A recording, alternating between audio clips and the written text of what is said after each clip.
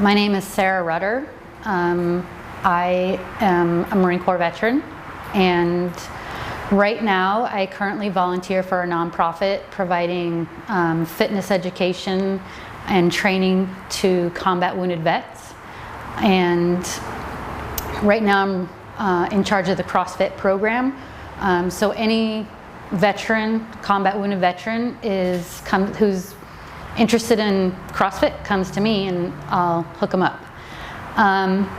So 9/11 for me was not just a day that's going to come as just a 20th anniversary for somebody. For me, unfortunately, that sticks with me for life. When I had just turned 18 years old, and I was being promoted on September 11, 2001, and I had just actually returned to my base, headquarters, Marine Corps, about 10 days prior to that, because I was in an auto accident where I was airlifted and I broke my nose, my rib, my scapula, and developed a brain injury. So I still had a sling on during my promotion ceremony. During that ceremony, it was supposed to be, a happy day and to gain more responsibility within the Marine Corps. And upon exiting, we found out that the trade center had been hit, and we didn't know at that time because we were in the middle of the promotion ceremony. So we didn't find out till after. And once we found out, we were all out discussing, how crazy it was that the trade center had just got hit. And after discussing, and I returned to my room, put down my promotion certificate, and was making my way down, and it was just all of a sudden the ground shook, and it was like a big explosion up in the sky. At first I thought it was an earthquake, but once I stood up and I could see the smoke in the sky, we could see that it was coming from the Pentagon. And immediately I threw off my brace, and all of us ran immediately down the hill to the Pentagon. When we arrived, there were people coming out and screaming and all different injuries. And at that point, we just immediately started separating them and assessing them on their injuries. And if they had minor injuries, sutures, and things like that, we transported them to the base, where we provided, corpsmen provided care for them on the basketball courts.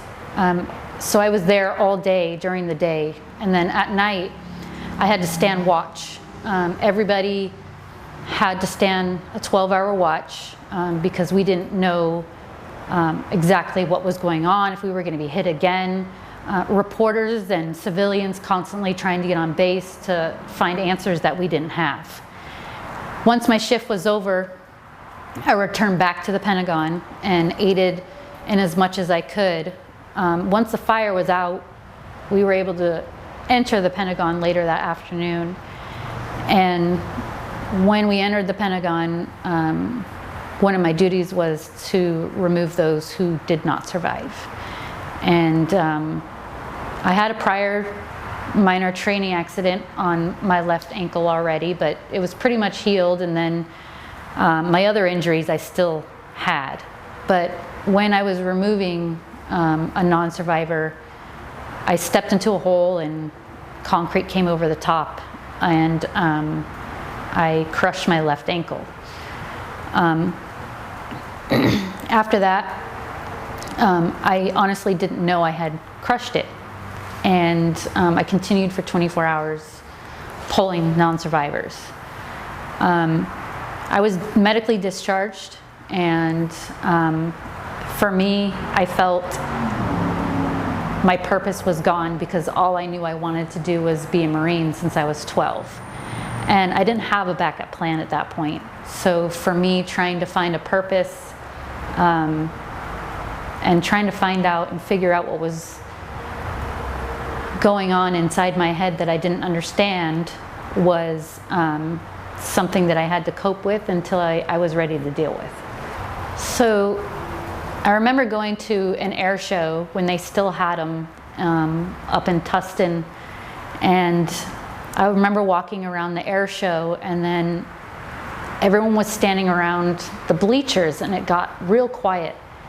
And all of a sudden the silent drill team had come out and they were performing, and all I can remember is you can hear the slapping of the rifle and the stomping of their feet all in sync. And I looked at them in awe, and I just remembered that I want that for myself. And at 12, I knew that right then and there that that's what I wanted to do. I wanted to be a Marine. I wanted to be part of what they were. And my mother kind of brushed me off at first and was like, okay. And every single year I didn't change my answer. I still want to be a Marine. And she told me that if I still wanted to be a Marine by the time I graduated high school, that she would support me. And at 17 years old, she held up and she signed, and I enlisted in the Marine Corps. I think being Marine changed me as a whole, but in a good way, because it broke me down to someone that I needed to be. I needed to be stronger. I needed to be more vocal. I needed to take charge. And I was able to do that being a Marine. I met some of the best people in my life right now to this day that were from the Marine Corps. And I knew that there was something special, that we had always had each other's back no matter what. And having that sense of security in the Marine Corps was very important to me. And getting out of the Marine Corps, it was definitely difficult because I didn't have my purpose, and I didn't understand what TBI or PTSD or any of that was. I just thought how it was behaving was normal for someone who is young, and that was a Marine. And I think finally my husband pointed out that, you know, you should see someone or talk to someone about it. And it was time to let that pride and that barrier down in order to fix myself, because I couldn't help anyone else if I didn't help myself.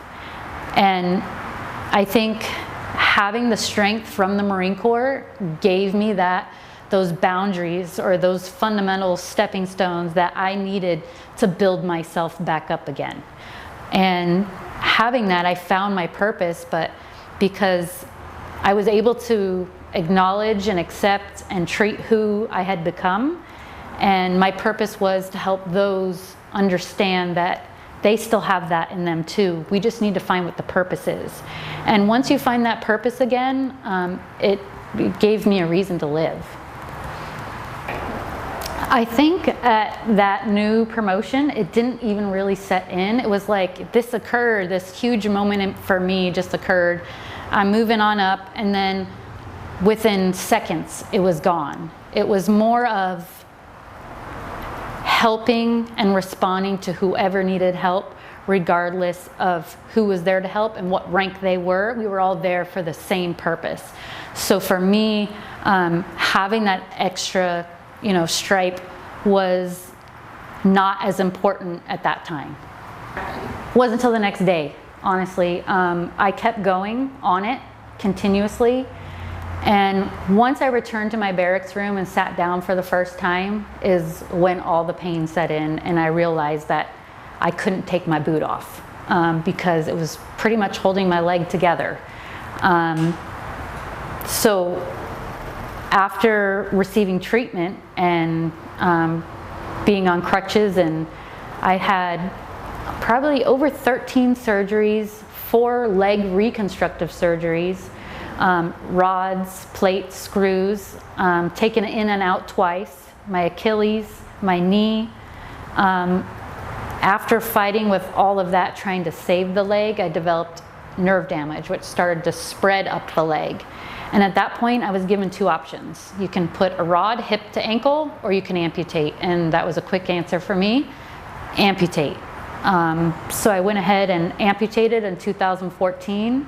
And again, that Marine in me knew that this wasn't gonna define who I was. It was gonna give me a purpose to move on in life.